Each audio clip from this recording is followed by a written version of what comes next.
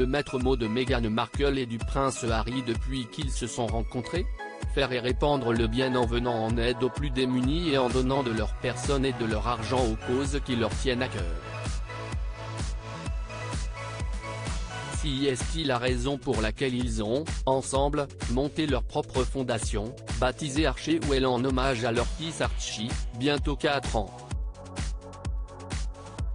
Sauf que contrairement à ce que l'on pense, si l'intense communication des Sussex permet d'engranger des bénéfices conséquents, la plus grande partie est conservée bien au chaud sur les comptes de Meghan Markle et du prince Harry.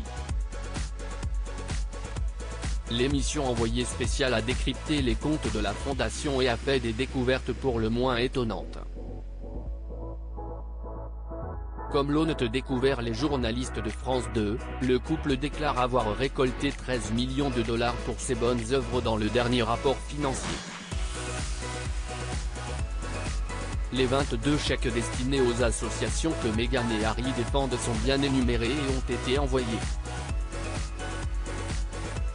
Le hic, il ne représente que 2,9 millions de dollars en plus du million destiné aux frais de fonctionnement, 9 millions dorment sur les comptes de la fondation et ne servent actuellement à rien. Un constat également établi du temps où il vivait encore à Londres.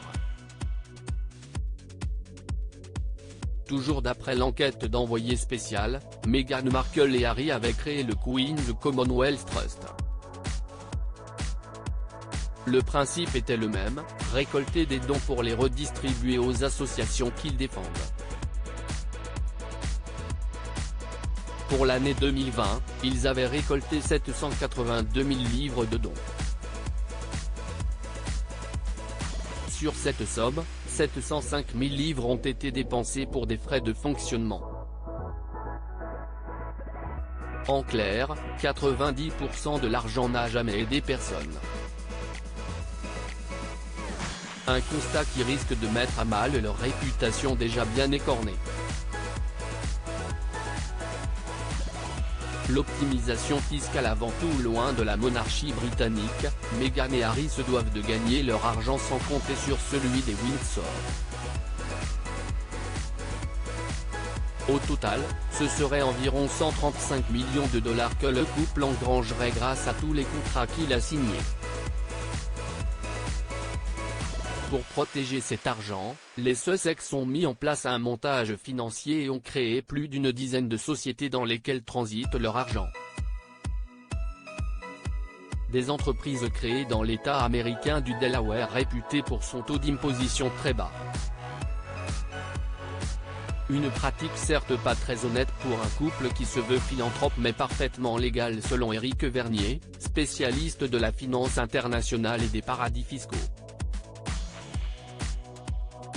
Ce sont des montages qu'on retrouve dans des multinationales qui ont plusieurs activités, qu'on retrouve parfois sur des gestions d'images, je pense par exemple aux footballeurs.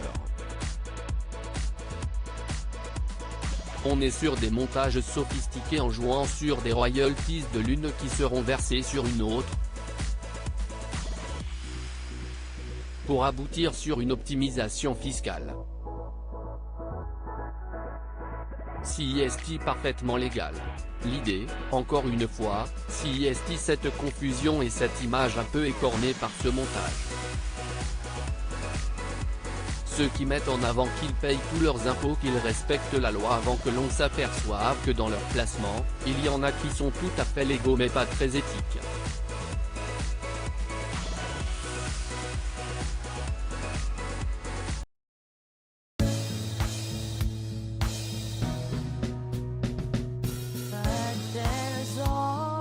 Through the rough times I think you